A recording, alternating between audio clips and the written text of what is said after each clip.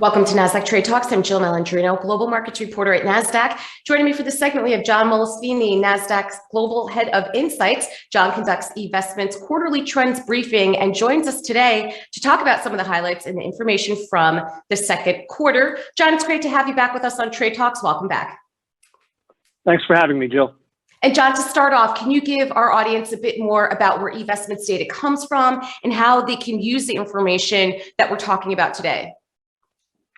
Sure. So for a bit of background, eVestment is part of Nasdaq's investment intelligence business unit with a primary focus on institutional asset management data and analytics.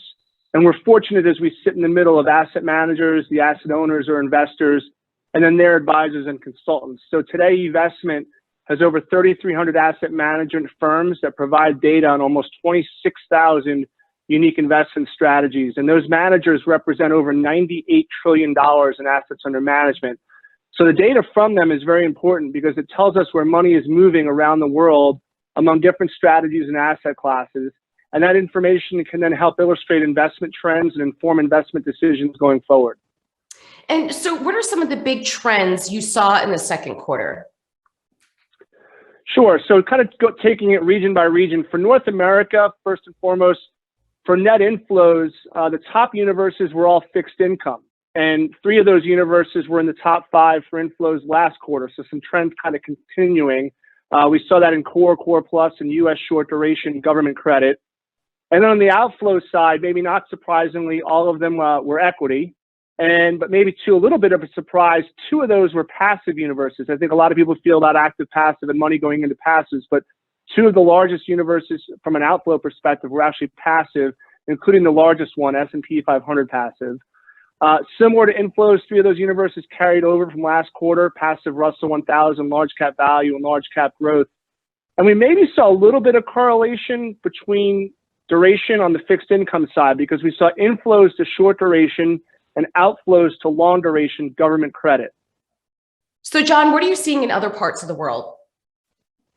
Yeah, it's a good question because, it is a little bit more of a mixed bag that we saw during the second quarter, not everything going to equity or fixed income, as we saw in North America. So for EMEA and Asia Pacific regions, we did see some subtleties in their behavior. And that's why we encourage our clients to kind of look at what's going on because the behavior can be different region to region.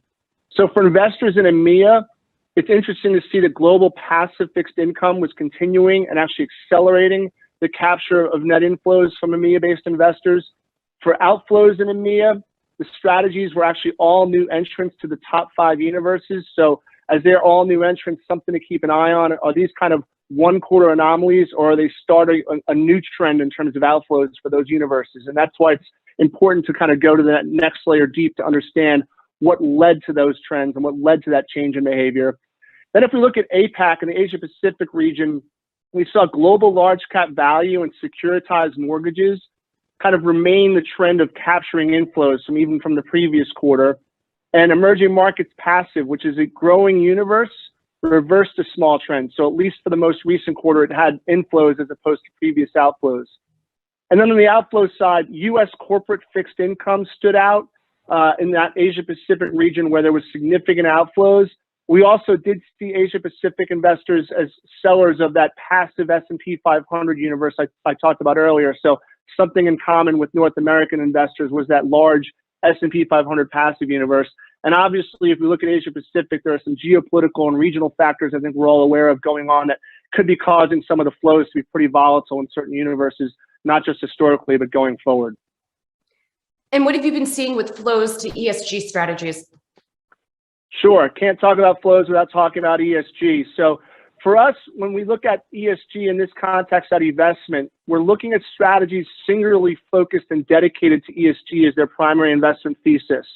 That's vastly different than what we might see, and you might see than all the strategies out there that have indicated they're integrating ESG to certain levels. That's now about 26 trillion of assets under management. So the various integration levels we see.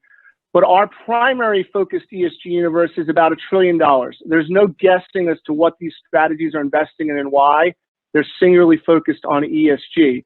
So while maybe a relatively small universe overall in terms of assets, that $1 trillion, it continues to receive a lot of activity, and the trend for flows is amazingly positive.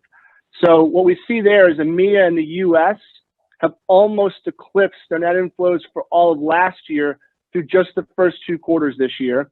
And Asia Pacific and Canada have actually already eclipsed their inflows for all of last year through just the first 2 quarters. So this universe is a really good barometer indicating clearly that investors globally as well as the US are accelerating their adoption of ESG within their investments. And as the SEC and more institutional asset owners continue to demand more disclosure around ESG, it should be an easier universe to analyze in the future. All right, John, before we let you go, where can people see more of this data? So there's a replay of these quarterly trends briefings that we do posted on eVestment.com. They're about 25 to 30 minutes long each quarter. And viewers can also go to eVestment.com to learn more about our asset flows and other solutions.